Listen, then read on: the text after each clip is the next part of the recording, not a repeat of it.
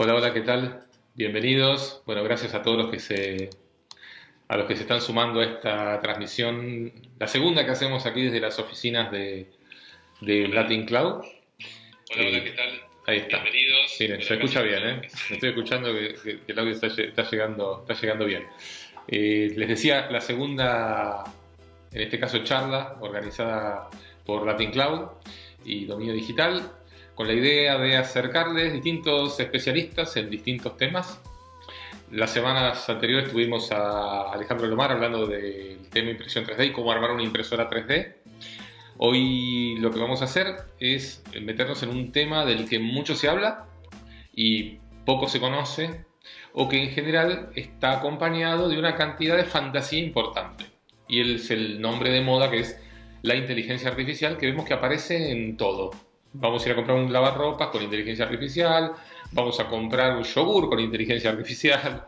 Y bueno, la idea es tratar de ir entendiendo, como siempre hemos hecho desde Dominio Digital, desde el año 96 hasta ahora, ir comprendiendo las distintas tecnologías, con la idea de justamente tratar de clarificar y de que todas estas cosas que aparecen, ya que no son nuevas, porque de inteligencia artificial se viene hablando desde el siglo pasado, tratar de ir de alguna manera tomando real dimensión de las posibilidades de estas tecnologías, ¿no? Y cuánto hay de verdad, cuánto de fantasía, cuánto es de expectativa, cuánto de marketing.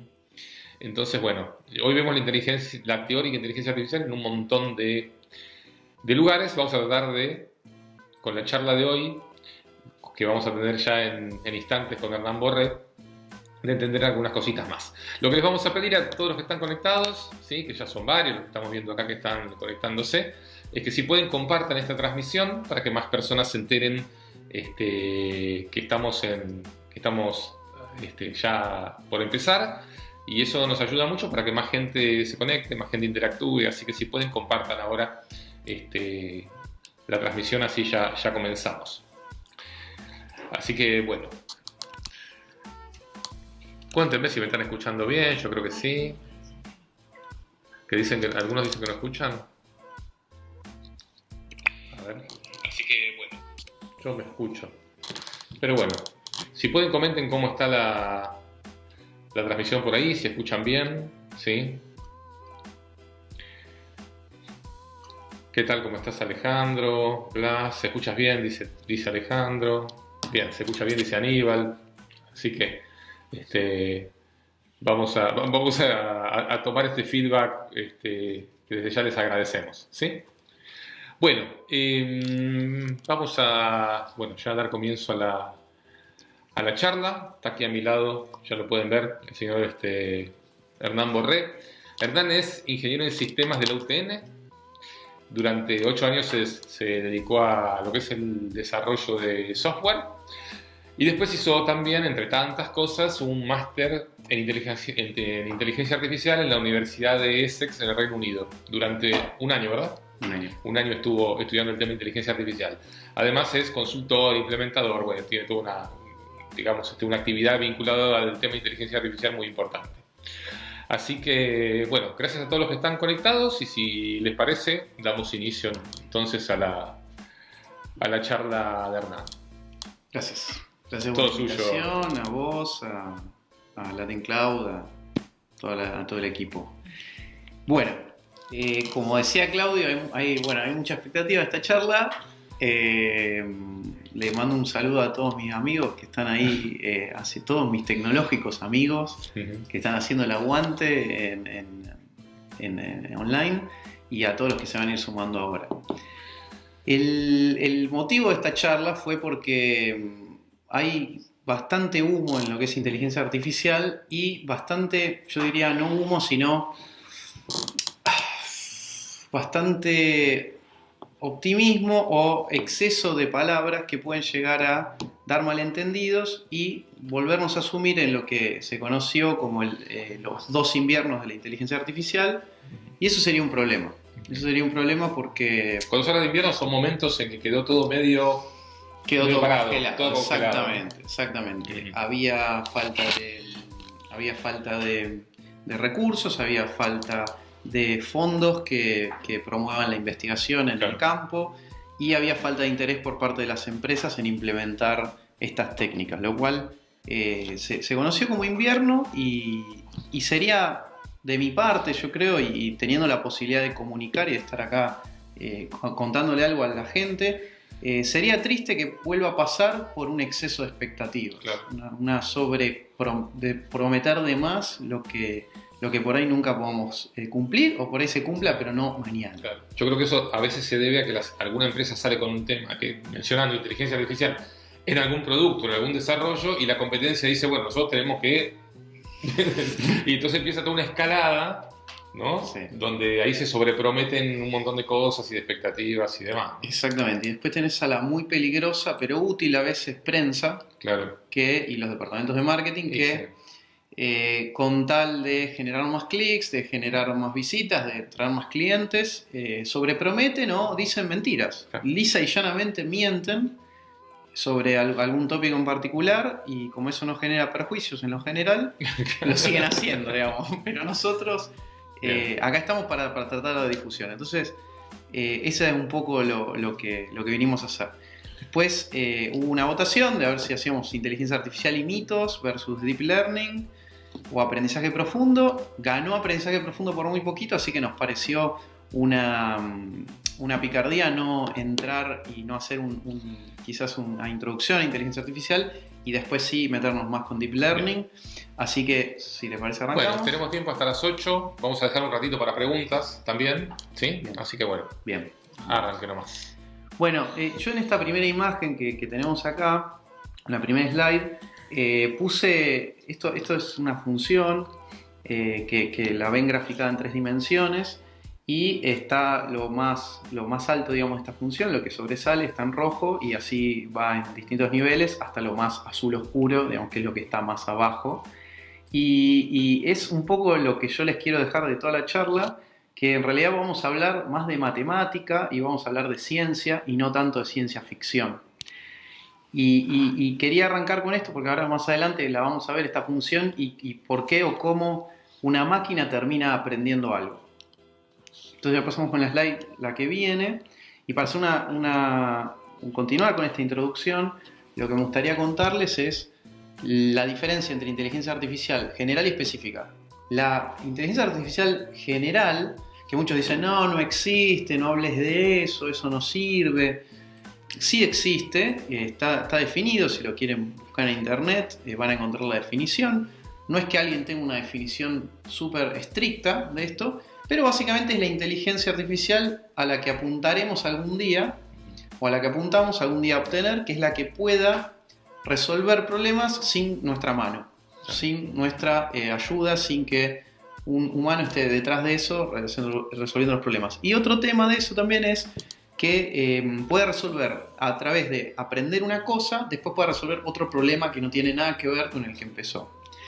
Eso también tiene otros nombres, algunos lo llaman catastrophic forgetting, pero básicamente es el hecho de la singularidad, ¿no? de poder alcanzar que una máquina, que un ser no vivo sea inteligente a través de algoritmos o alguna técnica que supere o iguale al humano. Eso es lo que se llama inteligencia artificial. Cuando no podamos distinguir. Claro. Que hoy, por ejemplo, con los bots no nos pasa. No nos pasa. Cuando nos conectamos con el banco y la segunda, tercera cosa ya dice no entiendo. Exactamente. Y eso es solamente un pequeño ejemplo. Después tenés, puede ser que le enseñes a un auto a manejar muy bien, sí, y que ese auto maneje bien en ciertas carreteras, en ciertas calles, en cierto escenario, y que de repente lo pones en la arena y no sepa qué hacer, porque solamente tiene agua y arena para andar, y no ve las líneas, no ve las marcas del tránsito, etc.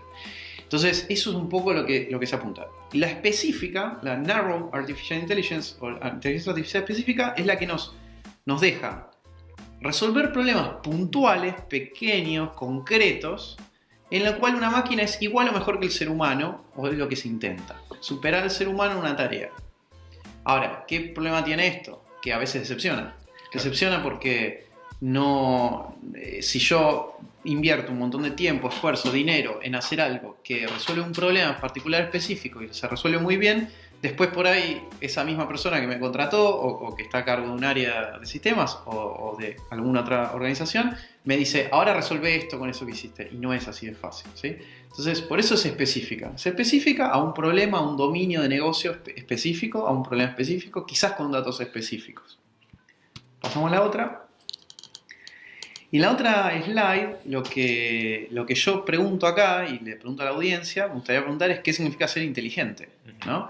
No hay una definición concreta o aceptada, digamos, sí hay varias concretas, pero no hay una que sea aceptada, pero podemos decir, o a mí me gusta personalmente decir, que algo inteligente o que tiene inteligencia es algo que puede resolver nuevos problemas de una manera distinta. Y si esos problemas son complejos o requieren cierta habilidad cognitiva que lo diferencia de otro problema, mejor todavía, ¿no? Entonces lo que hacemos es como acumular conocimiento y resolver los problemas.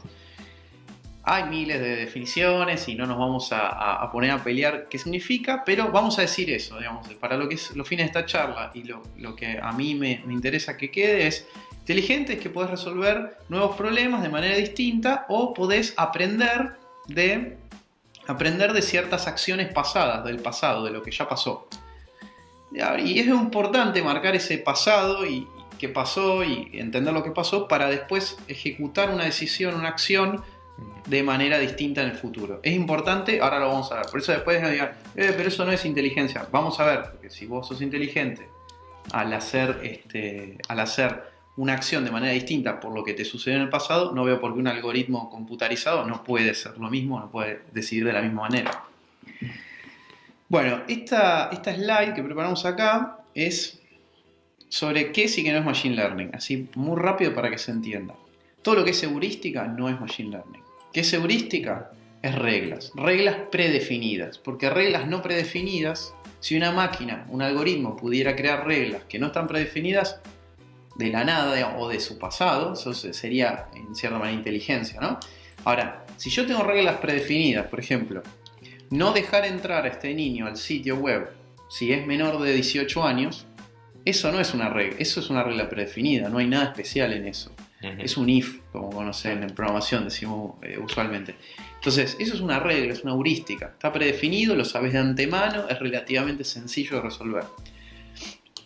Otorgar un préstamo a un cliente bancario en el cual vos sabés que si el cliente tiene un trabajo en blanco por más de un año, hace más de un año, ganando más de $100 por mes, o 500 en este ejemplo que tenemos acá, y además es mayor de edad, yo le puedo otorgar un crédito. Son reglas, ¿no? Es si el cliente tal, si no tal cosa, entonces hago esta acción. Eso no es Machine Learning, ¿está bien? Eso, si se quiere, programación o en la cabeza de uno es toma decisiones, ¿no? Es un árbol de decisión y uno va decidiendo en base a 2 o 3 o 4 parámetros, es algo simple de resolver.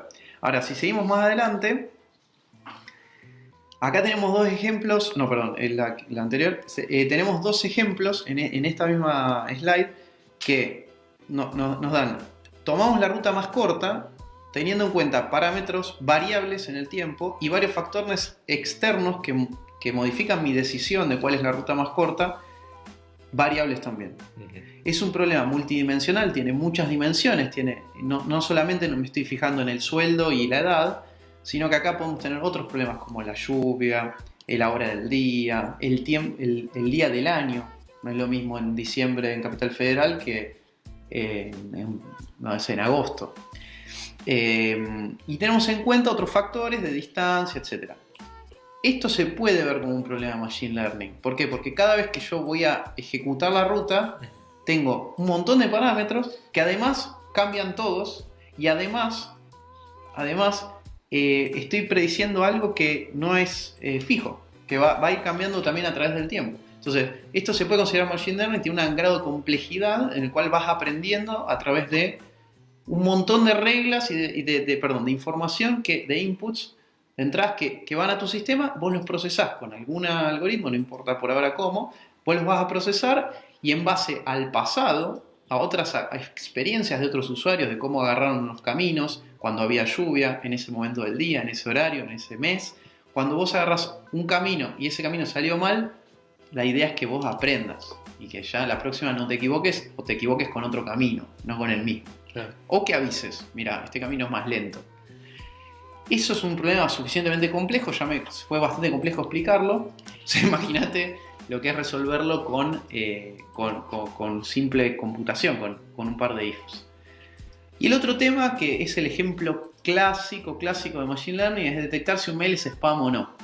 Con reglas del estilo, si no tiene tu nombre y apellido, entonces es spam. Entonces, ¿qué hicieron los que mandaban mail?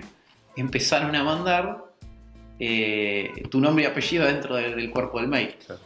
Entonces, lo que se hicieron muchos avances con esto de spam, con Machine Learning, es sin necesidad de crear una regla específica, sino entendiendo todos los mails que la gente marcaba como spam y los que la gente decía esto no es spam, terminaron haciendo un algoritmo que les permite, con cierto grado de accuracy, de eficiencia, permite separar, clasificar entre spam y no spam. Y ahora sí.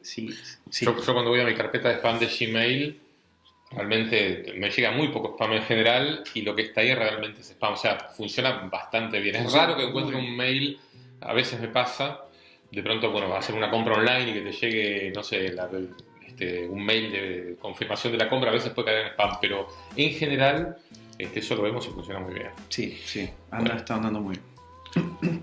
Bueno, acá, sí, ya metiéndonos en lo que es Machine Learning, ¿no? Aprendizaje de máquinas, tenemos tres tipos, al menos que hoy los seres humanos, digamos, nos comunicamos así, nos entendemos y hablamos de estos tres tipos de aprendizaje. Entonces ya yo te encasillo en qué tipo de problema estás tratando de resolver. Es como decirle el instrumentador quirúrgico habla el mismo lenguaje que el cirujano y dice, pasame tal llave, tal pinza, tal bisturí, y se entienden. Esto es lo mismo. Para problemas de aprendizaje automatizado, nosotros tenemos tres principales tipos de aprendizaje. Uno es el supervisado, otro el no supervisado y el último el semisupervisado, o algunos le dicen el aprendizaje reforzado. En el que nos vamos a centrar hoy es en el que está marcado en celeste, que es el aprendizaje supervisado, porque las redes neuronales profundas o el deep learning es un subtipo de aprendizaje supervisado en general. Después vamos a ver que hay excepciones y otros problemas, pero en general las redes neuronales profundas que usamos hoy, las que hoy en día se están aplicando, las que hoy en día tienen mayor porcentaje de eficiencia, sí, son las supervisadas. Es el aprendizaje supervisado. ¿Qué quiere decir supervisado? ¿Qué quiere decir supervisado? Así, dicho así, parece una estupidez, pero tiene un problema, ¿no? Supervisado es que alguien supervisa tu aprendizaje. Entonces, esto es lo que nos pasa a nosotros de chiquitos cuando estamos aprendiendo los colores, ¿no? Vos tenés los cubos con los colores, mamá te dice agarrá el rojo. Vos agarrás el azul, mamá te pega, ¿no? Bueno, error, ¿no? Entonces soltás el azul, agarrás el verde. Te vuelve a pegar mamá o te grita. ¿Fuiste muy maltratado en tu vida? No. Mi mamá me pegaba, me decía agarrar el otro. Bueno, pero de alguna manera te tienen que castigar, ¿no? Entonces, en este caso se penaliza el error, ¿sí? Entonces se dice supervisado, ¿por qué? Porque quien va a penalizar tu error, tu mal comportamiento, tu mala decisión, es alguien que sabe cuál es la respuesta. No es que estás a ciegas, no estás a oscuras en una habitación tratando de adivinar. Vos sabés que el verde es verde y cuando te equivocás y agarrás el azul, es como si te diera un correctivo en el cual no vos tenés un parámetro que te estás equivocando, ¿sí? Por supuesto, con algoritmos han encontrado una forma de medirlo mucho mejor, que es las loss function, las error function, que es una medida, ahora vamos a ver, es una medida que tenemos entre nuestra predicción y qué tan lejos estamos de la realidad, de lo que tendríamos que haber dicho. Si era azul, tendríamos que haber agarrado el azul y quizás estaba más cerca de la roja que la otra. Entonces, para aprender, hoy en día, en una máquina se maneja básicamente, como súper alto nivel, básicamente se maneja así, nosotros ya conocemos la respuesta correcta, la máquina la va a conocer, el algoritmo va a conocer la respuesta correcta, le introducimos una respuesta nueva, un objeto nuevo, una entrada nueva, y cuando pasa por el algoritmo, eso que le introdujimos, lo procese y dé una respuesta, la diferencia entre lo que respondió y lo que tenía que responder tiene una distancia, ¿sí? Pues se pudo haber equivocado así de grande, así de grande, así de grande. Esa distancia es lo que va a hacer que nuestro algoritmo termine aprendiendo, o al final, cuando termine de aprender, probar nuestro algoritmo con otros datos y decir, che, es malo al 20% o es bueno al 80% de efectividad. Bueno, ¿una duda? Todo perfecto. Bueno, qué bueno. Ahora bien, no me voy a poner técnico, digamos, no cierren la pantalla, no se asusten, pero tenemos que ver esto, ¿sí? Tenemos que ver esto. Si nos acordamos de las funciones de cálculo, las que veíamos probablemente muchos en la secundaria y algunos tuvimos la suerte de después verlas en la carrera de grado o el posgrado. O en doctorado, bueno, te cansás de ver esto. Pero bueno, el tema es, ¿una función qué es? Una función es un mapeo. Es un mapeo entre un dato de entrada y una respuesta, un dato de salida. Entonces podríamos decir que esa x, f de x igual a y, que esa x que está en nuestra función es nuestro dato de entrada, es lo que va a ir cambiando. Y el estímulo que nosotros, cómo respondemos hacia esa x, que es nuestro input, nuestra entrada, el estímulo es la y, ¿no? Que es la salida. Es nuestra respuesta. Entonces, la f de x sería cómo nos vamos a comportar, la f, la función en sí. La x sería qué nos están dando, me tiran una foto de un perro, una foto de un gato, un audio de un cliente nuevo, x, lo que fuere. La f es la función en sí, que no importa qué función sea, dependerá del algoritmo. Es cómo se va a comportar, si a ese perro lo corta en pedacitos y lo pone en una cartulina, si a ese perro lo hace un bollito y lo tira a la basura, etc. Y la y es el resultado, que termina pasando con lo que nos ingresa. Esta es la función lineal típica, básica, la que aprendemos todos al principio. No es una constante, o sea, es un pasito más, pero bueno, necesitamos que cambie, por eso no puse la función de la constante. Y lo que vemos ahí es, nuestra función es mx más b, ¿no? M es la pendiente, qué tan inclinada va a estar la función, x es la variable que va a ir cambiando nuestro input, y b es el corte, ¿no? Donde va a estar ubicada con respecto al eje y. Ahora, si se fijan acá, particularmente en este ejemplo, tenemos en el eje de las x tenemos el tiempo y en el eje de las y tenemos la distancia. Y tenemos numeritos, ¿no? Que representan la distancia y el tiempo. Estos son dos puntos en el espacio. Tenemos 1, el 1 más o menos llega ahí por 110, el 2 está llegando a 240, etc., ¿no? Marcamos todos los puntos donde se cruzan, donde se intersectan y trazamos una línea. Ahora, ¿por qué estoy diciendo todo esto, no? ¿Por qué estoy explicando matemática? Porque aprender en Machine Learning no es más que matemática, estadística, un montón de probabilidad, un montón de técnicas de ciencia. Ahora después vamos a ver por qué necesitamos esto. ¿Por qué necesitamos ponernos científicos o matemáticos para que avance esto? Ahora vamos a ver. Pero bueno, básicamente esto es un problema que es muy conocido, si lo quieren googlear, para jugar ustedes o aprender. Este problema es los precios de las casas en Boston. Son precios, creo que son reales, no me acuerdo ahora exactamente, pero creo que son precios reales. Y lo que tenemos es como un Excel. En este set de datos tenemos un Excel que dice el precio de una casa, el precio de una casa, y después tenemos un montón de datos, metros cuadrados, ingreso promedio de la familia, y si está desempleado o no la familia, el código postal. Tengo un montón de datos de las casas de Boston. Lo que se intenta hacer con esto, lo que vamos a intentar nosotros, es que una máquina aprenda. Ahora, ¿cómo hacemos que una máquina aprenda? Porque, o sea, pidiéndole que aprenda, no va a aprender. O sea, por favor, máquina, estudia, no va a pasar. Entonces, una de las técnicas que quizás es la más básica que hay en Machine Learning es la regresión lineal. La regresión lineal. En este caso tenemos una regresión lineal completamente simple, vamos a tomar dos parámetros, etcétera, pero básicamente, ahí después tienen las fuentes al final de todo, las vamos a mostrar, digamos, los sources de donde fui sacando las imágenes y los problemas que mostramos, pero básicamente lo que tenemos acá es graficados los dos puntos en el mapa de lo que mejor se correlaciona acá para entender los precios de las casas de Boston son si el ingreso de la familia y el estado, creo que era, no me acuerdo. Pero básicamente lo que terminás haciendo es, si te fijas en el gráfico, hay una línea recta que pasa por todos los puntos que tenemos, ¿no? Todos los puntos azules. Esa línea es la que mejor copia la distancia entre todos los puntitos. Esa distancia entre cada punto, en promedio, es tu error. Es tu error. Es qué tan malo sos prediciendo ante un nuevo... No es tan así, pero bueno. Para simplificar esto es, si viene un nuevo puntito azul, vos, ¿cuánto vas a predecir que cuesta?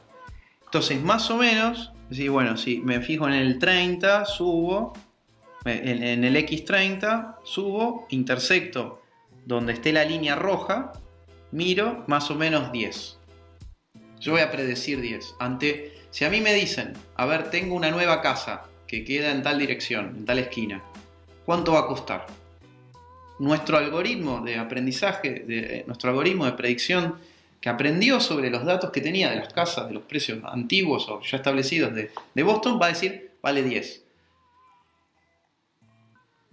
Te voló la cabeza. ¿Qué pasa con esto? ¿Qué pasa con esto? Podrás decirme, eso no es inteligencia, ¿no? Eso no tiene nada de inteligencia, es una función matemática que es una línea y va a darme un numerito que yo le ingreso uno y me da otro. Bueno, no es tan así, no es tan así. Yo considero acá, y por eso es importante la definición de inteligencia al principio, yo considero que, si bien este podría ser el caso más simple que, entre comillas, de Machine Learning, yo considero que al haber nuevos puntos en el mapa y al tener vos nuevos precios de casas y nuevas direcciones de estas casas, vos podés mover esa línea y que en vez de estar así se vaya inclinando un poco más así. Entonces, con esto que queremos decir, tus predicciones pueden mejorar con el tiempo con respecto a tus acciones pasadas. Entonces vos vas a ir prediciendo, te vas a ir equivocando probablemente, en mayor o menor medida, y en algún momento puedes decidir agregar nuevos puntos a tu modelo y que ese modelo copie mejor la realidad. Entonces, esto así visto en un ejemplo muy sencillo, muy simplificado, podemos decir que por ahí duele un poco decir, bueno, una función lineal es inteligente, ¿no? O sea, son dos puntos en un mapa, en un eje cartesiano. Creo que lo tenemos que aceptar, o sea, no estamos haciendo juicio de valor acá. Es un punto que da en otro punto y nos da una predicción. Si eso se mejora con el tiempo, en cierta manera estamos aprendiendo nuestros errores, estamos aprendiendo del pasado. Bien, ¿te puedo interrumpir con una pregunta? Sí. Así vamos dándole un poco de participación a la gente. Diego Forgan dice, la mejor forma de predecir es siempre aplicando una función lineal. ¿Cómo sé qué función es mejor para acercarse al modelo? Ok. Diego. Es una buena pregunta. No, solo la función lineal no se aplica. Este es el ejemplo más sencillo que ponemos, que es la regresión lineal. Si lo querés buscar, regresión lineal, o Machine Learning, regresión lineal, y después puedes tener una regresión lineal teniendo en cuenta múltiples variables. Puedes tener en cuenta 1.000.000 de variables si querés. Acá, en este ejercicio en particular que vemos, vos tenés un montón de inputs, un montón de variables que podés tener en cuenta y ese montón lo que se hace es, lo que a mí me gusta hacerlo al menos, es un análisis de datos o lo que se llama data preprocessing. Para mí le aporta muchísimo valor al modelo que vos termines creando de Machine Learning o al modelo que vos termines creando de predicción. Porque si vos analizás tus datos y te fijas cuál está más correlacionado positiva, negativamente o nulo con otras variables, si vos te empezás a fijar el p-value, tu valor de confianza de tu predicción y un montón de otras cosas, mirar los datos tiene algo que para mí no te puede transmitir ninguna máquina, que vos puedas hacer el primer vistazo de ver cuál es la normal, la media, la mediana de ese input en particular. tiene un montón de cosas que están buenas para después poder saber quizás qué método tomar, ¿viste? Hay mucha gente que ya ve algo y dice, hagamos deep learning, o esto ahora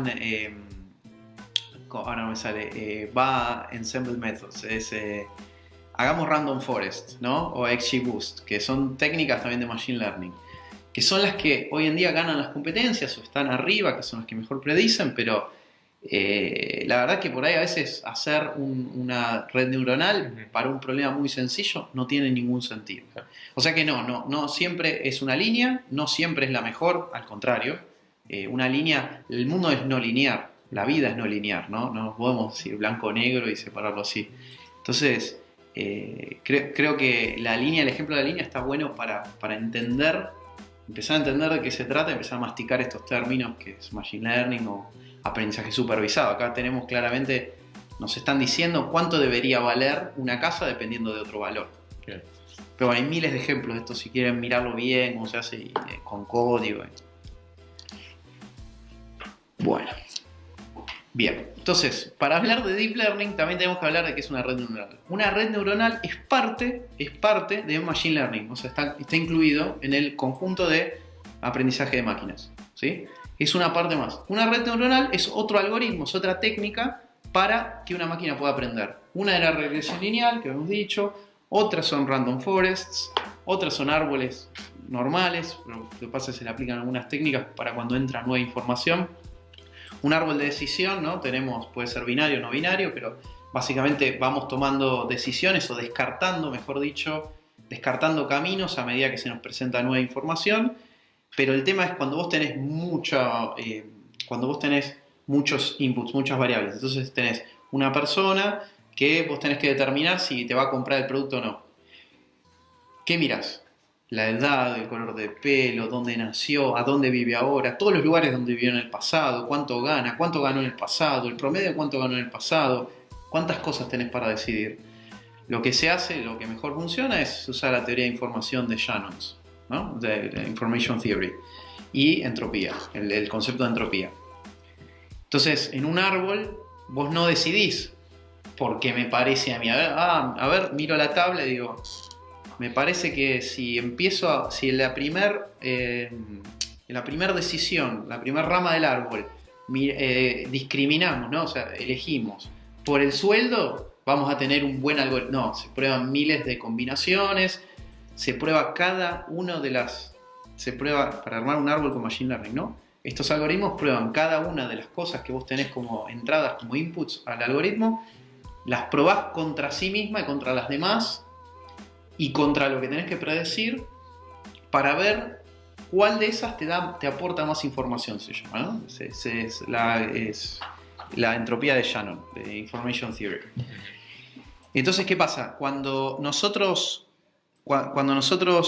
hacemos un árbol también es Machine Learning, un árbol, ahí se habla de pre-pruning, post-pruning, no importa. Técnicas que nos permiten crear árboles de una manera más eficiente o más linda que solamente nuestra agallas, digamos, nuestro conocimiento, nuestra experiencia. Después, por supuesto, alguien del negocio lo tiene que validar para ver que no estemos haciendo un desastre con los datos que teníamos del pasado, pero eso me parece interesante. Entonces tenemos árboles, regresión logística, redes neuronales, etc. Redes neuronales es una cosa. ¿Qué es una red neuronal? Trata de imitar la neurona. Está lejos de eso, ¿no? O sea, está muy lejos de eso. Cuando hablamos un poco del humo y lo que se dice es, si bien hay gente hoy en el Departamento de Investigación del Mundo, hay neurocientíficos y neuroinformáticos tratando de entender cómo funcionan las neuronas y de replicarlas, una red neuronal de Machine Learning, de la que hablamos en inteligencia artificial, está lejos de ser una red neuronal humana. Ahora, ¿qué pasa? El término es lindo, suena bien, más o menos se entiende, y ahí tenemos una foto de una red neuronal que anda, porque las primeras que se plantearon, las primeras redes neuronales, si no me equivoco, fue en los 70s. Si no me equivoco, bueno, después lo vamos a ver en una línea de tiempo, pero las primeras redes neuronales no andaban para nada, no sabían cómo hacer para que de un una unidad neuronal se transmita información a la otra o se pueda aprender. No había manera no se sabía cómo llevar a la implementación eso, ¿no? Y acá lo que vemos es, tenemos las variables, ¿no? Las variables de entrada, que son nuestros inputs.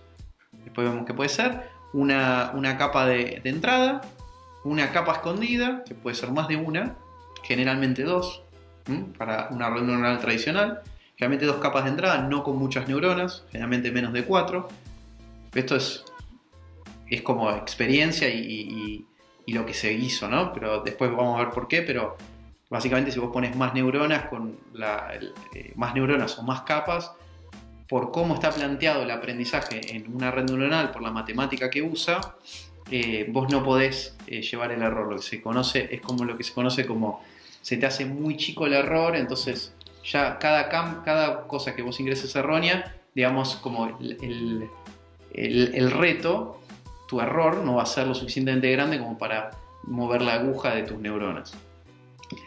Bueno, entonces hablamos y después un output que es tu predicción.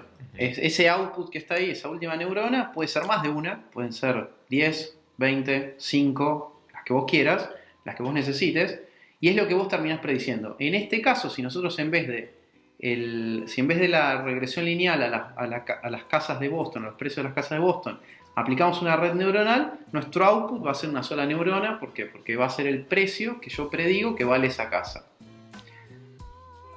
Vamos por parte. Ahora seguimos con la que viene.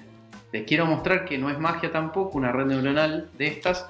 Esta es la que más se conoce y es en la que más o menos se basan todas las demás.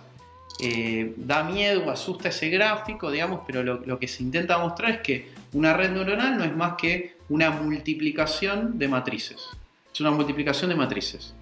Y es eso, digamos. Cuando se dice feed forward es porque la alimenta para adelante. Entonces nuestra parte de inputs, de entradas, vamos a recibir todas las variables que nosotros consideremos importantes para realizar una predicción o para entender de qué queremos predecir. Vamos a ir multiplicando, todo matemática, ¿eh? Vamos multiplicando para adelante, este por este, más este por este, más este por este, nos da un número, pasa para otra capa, la Hidden Layer 1, Hidden Layer 2. Y al final, todo eso nos da en el output, en la salida, nuestra predicción, nos va a dar algo, un número, sí o no. Generalmente se usa números, y generalmente se usa un número entre el 0 y 1, que viene a ser una función sigmoide, o una tangencial, o el softmax. Bueno, hay distintas funciones, pero quizás se busca un número entre 0 y 1, y vos del 0 a 1, ¿cuántos números hay? Bueno, infinitos, ¿no? Entonces tratás de que tu número sea entre 0 y 1 y termine representando una especie de probabilidad. Depende del problema, insisto, pero bueno, cada red neuronal tuya al final puede dar distintos números entre 0 y 1, o entre todas pueden dar entre el 0 y 1. Entonces, si vos, por ejemplo, pones una foto subís una foto y querés saber qué hay, tu red neuronal sabe hacer multiplicaciones, o sea, aprendió a hacer estas multiplicaciones para adelante con gatos, perros, autos y latitas de Coca-Cola. Si vos le pones una foto de un gato, se van a activar las neuronas, ¿sí? En las que vos le tendrías que haber enseñado de antemano, recordad la experiencia, le tenés que decir, esto es un gato, esto es un gato, esto es un gato, esto es un gato, esto es un perro, esto es un perro, esto es un perro, hasta que aprende, digamos, es la etapa de entrenamiento. Después, cuando querés probarlo, subís una foto de un gato, se multiplica para adelante y dice, a ver, me dio 0,92 gato, 0,040 perro. El gato. Y 001 camión. Y si le subís un leopardo. Bueno, perfecta pregunta. Bueno, puede dar gato. O sea, te va a terminar prediciendo gato porque vos lo entrenaste para eso. Probablemente prediga gato. Pero lo que termina pasando, o sea, es buena pregunta, es buena. Hay un montón de papers y de investigación acerca de cómo hacer confundir a una red que aprendió, cómo hacerla confundir, cómo hacerle trampa para que prediga otra cosa. Y esto es terrible porque hay algunos papers que modifican pocos píxeles de una foto de un gato, claramente es un gato, y le modificaste un par de píxeles y eso hace que la red se confunda y te diga que no es gato. Claro. Es interesante la pregunta, pero hay mucho al respecto de investigación y todo. Bueno, acá para que vean que la única que hay no es esta que va para adelante. Como verán, acá hay otras arquitecturas de red neuronal.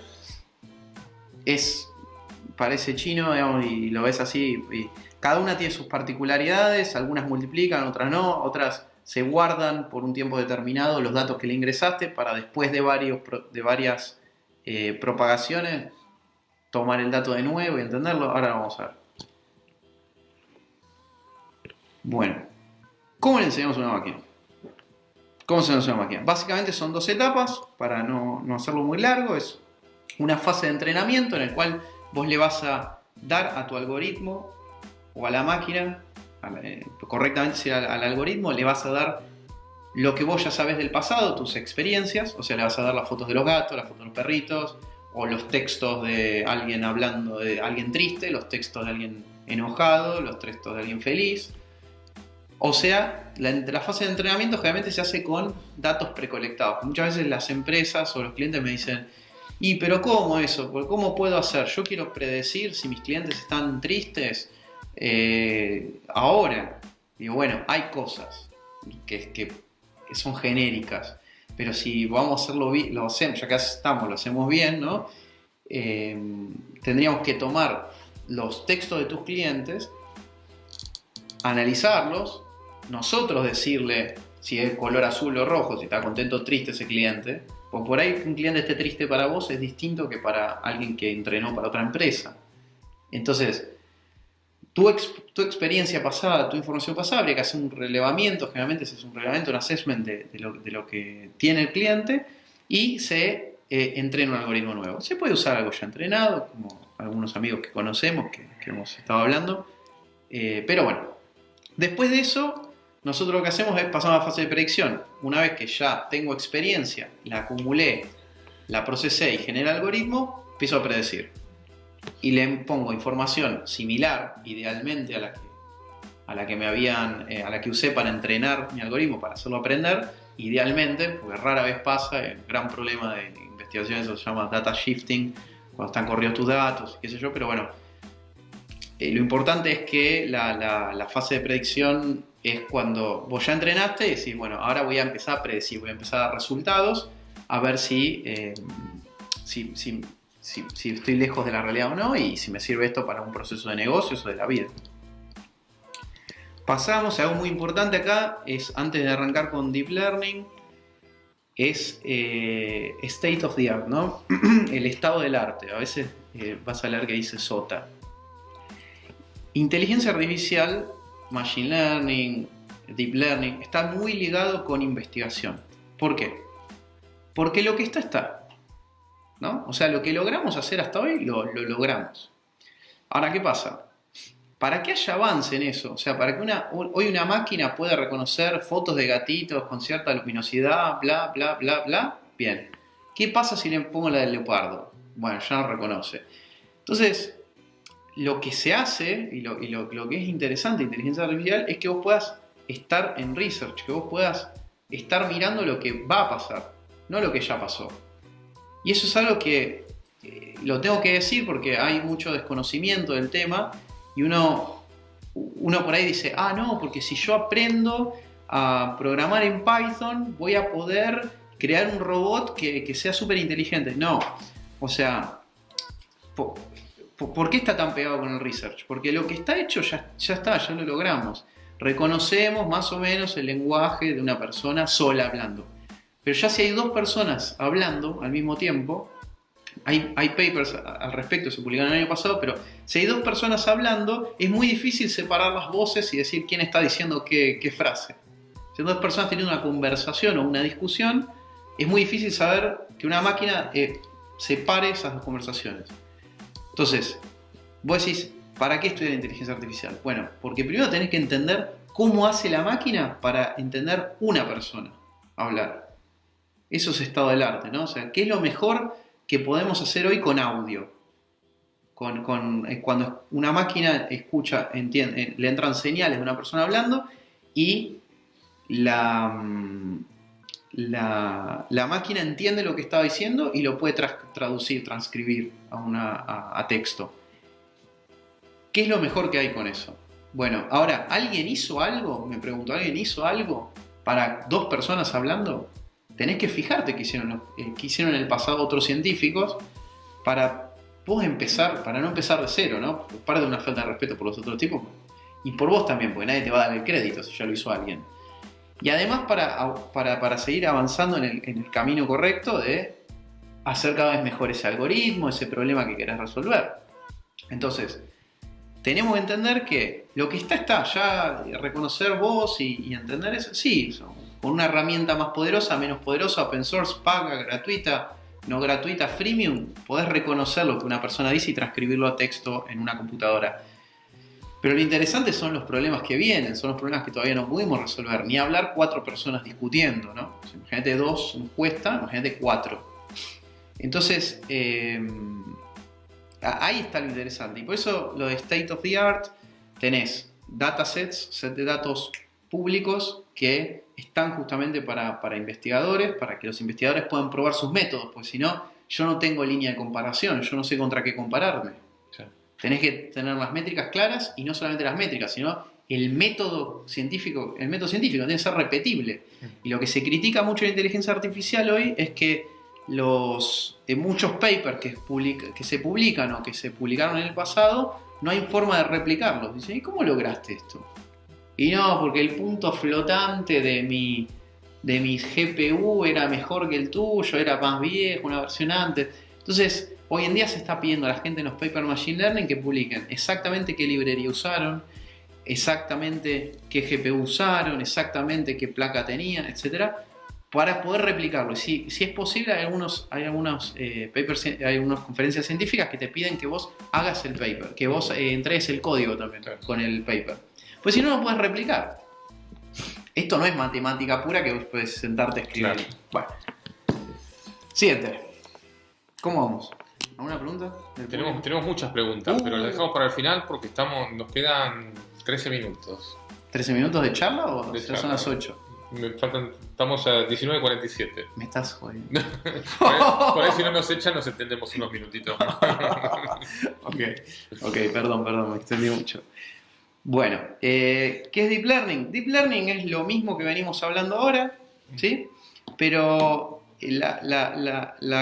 lo de Deep Learning sigue siendo tener representaciones del mundo real, entender representaciones del mundo real y poder generalizarlas correctamente.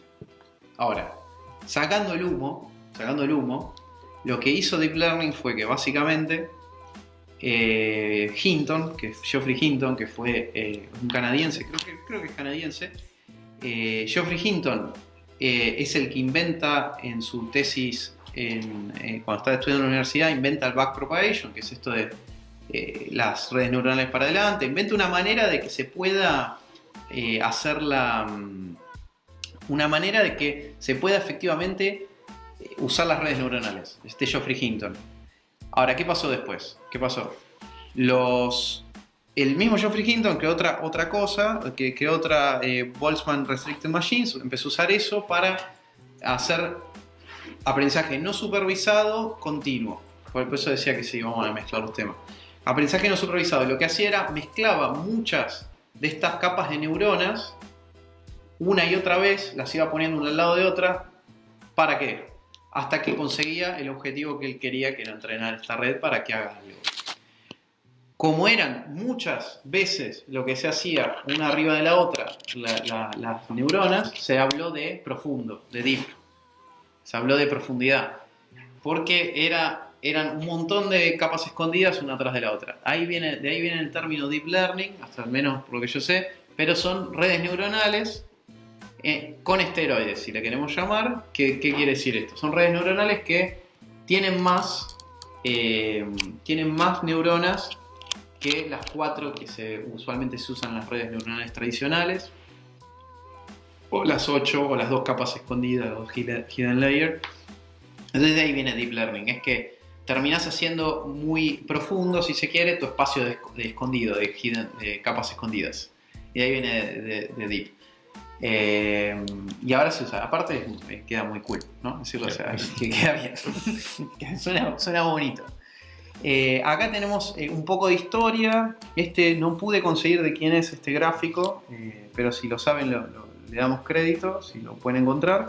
Me pareció muy bueno. Es un poco la historia de cómo nace todo esto. En los 40s,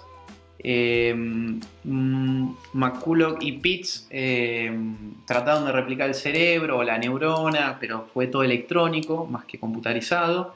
Después, en los 50s, Rosenblatt crea el concepto de perceptrón, ¿no? Que es una neurona y un estímulo y respuesta a nivel computacional. Así fuimos avanzando y en el 86, en 1986, se crea el backpropagation. Se crea el backpropagation, que es esta técnica que nos permite hacer algo útil de las redes neuronales. Cuando se creó eso, después se demostró que una red neuronal es un aproximador universal de funciones. Es decir, con una red neuronal podemos copiar a cualquier función, pero no es la idea. Nosotros lo que tenemos que hacer es generalizar cualquier función, no copiarla. Pues si la copiamos y después yo me copié la silla roja, una silla azul, y no voy a decir que es una silla. Entonces es un problema. Yo lo que tengo que ser bueno es generalizando suficientemente bien como para determinar que es una silla. Si me pasan una silla pintada de violeta, tengo que seguir diciendo que es una silla. Entonces son buenos aproximadores universales, pero también tienden a copiar demasiado, se llama overfitting, tienden a copiar mucho lo que vos les haces aprender, y tampoco es que repita como un loro, porque no tiene sentido, entre comillas. Bueno, después Support Vector Machines en el 95 fue muy bueno también, era estado del arte para reconocimiento de imágenes y otras cosas. Hoy en día se sigue usando para problemas no tan complejos de densidad de píxeles, de densidad de información, pero es muy bueno Support Vector Machines. Si quieren investigar eso también deberían hacerlo. Y las Deep Neural Network en realidad nacen en los 2000, ¿no? Se dice que de antes ya se había inventado el término, porque en realidad las Deep Neural Network, las más famosas, son las que, bueno, esto es lo que les decía, de que una Deep Net lo que aprende es las características intrínsecas de los datos. Características intrínsecas. No las memoriza, no las clava, ¿entendés? No las hardcodea, como decimos en el sistema. Las aprende de alguna manera. ¿Cómo las aprende? Y esta fue me gustaría ya ir cerrando con esto, es con las redes convolucionales. Las redes convolucionales, CNN o Convolutional Neural Network le dicen,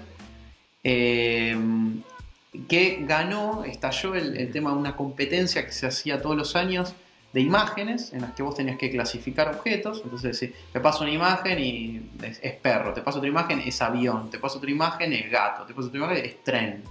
Entonces teníamos ciertas categorías, se hacía todos los años, y cayó Geoffrey Hinton con otra gente, con Fei-Fei Li, que es gente de Stanford, y cayeron estos con un nuevo algoritmo, qué sé yo, que habían entrenado en GPUs. En esa época, imagínate lo que sería agarrar un GPU y ponerlo a entrenar tus cuentas matemáticas. No había soporte de nada. Hoy en día es 2 clics y import, no sé qué, CUDA, y ya tenés andando tu GPU para poder entrenar tus algoritmos de Machine Learning.